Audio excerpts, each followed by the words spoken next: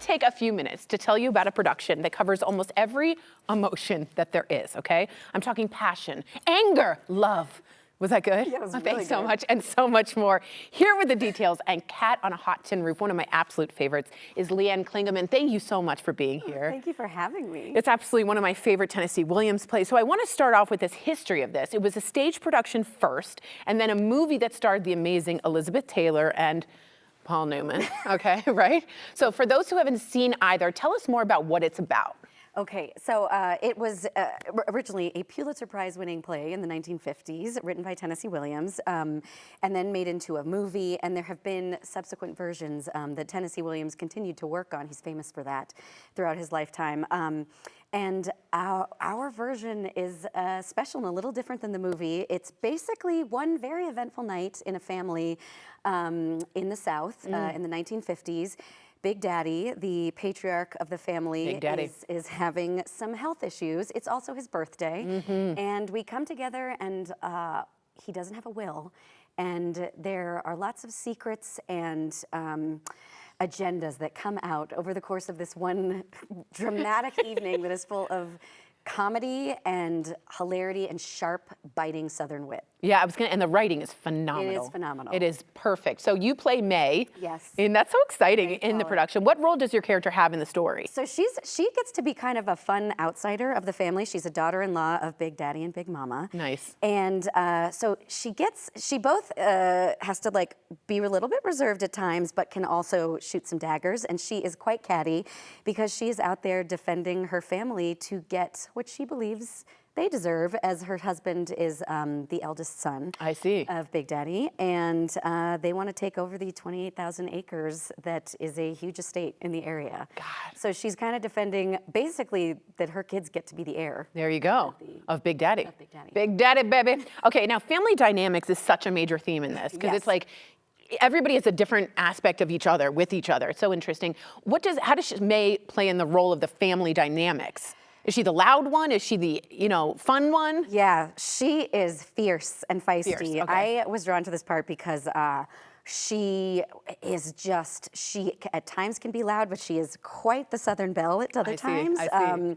Yes, she's a cotton carnival queen at one point, and she's got 5 kids. The 6th one is on the way. Oh, wow. And she is kind of trying to do it all. I mean, it was hard for women back then, and she is balancing a lot, and she's pushed to her limits, I would say, on this particular evening. She wants what she believes her family deserves, her husband deserves for the work they put in, but I think they also emotionally want some validation and some love from the family. For sure.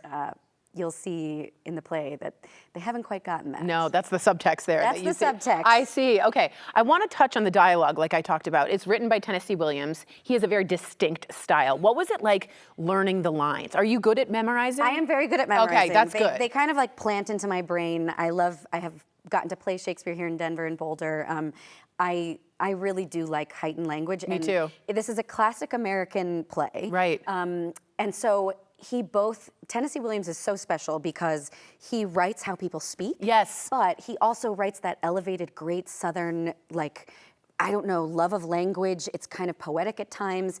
And almost Shakespearean at times, right? Almost Shakespearean at times. There are things that he writes that you're just like, that is the most beautiful way I've ever heard anyone say something like that. But he also writes like how a character thinks. So some of the characters, especially I would say Maggie and Brick and Big Daddy, have a kind of repetitive, almost thought processes that you can hear how they're thinking. A soliloquy. Yeah, almost. like a soliloquy. Yeah. I mean, literally, there is one like that. And so you get to know that character, how they're thinking, why they're thinking. And one of the fun things about being an actor in his play is why they do that. Why are they repeating that person's name 3 different times or 3 different ways? And I don't know, getting to tease that out. Now, May is very direct and sassy and catty. I like her already. She is called catty numerous times and kind of gets to be a cat on a hot tin roof with Maggie as well.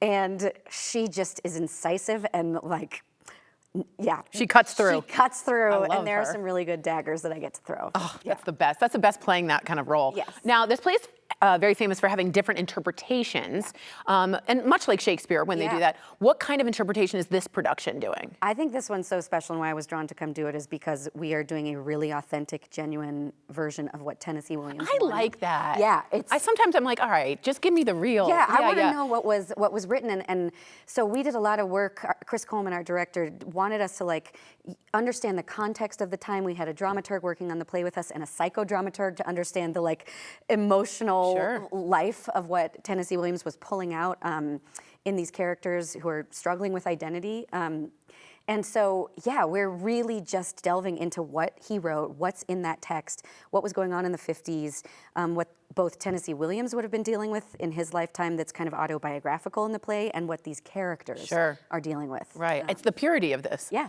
Oh my word, I'm so excited. Cat on Hot Tin Roof. It's in production now at the Denver Center of Performing Arts, which is my favorite place to go. You have until November 2nd to catch it. You can get tickets now at denvercenter.org. They sponsor today's segment. I'm so excited to see it. Thank you so much. Sounds amazing.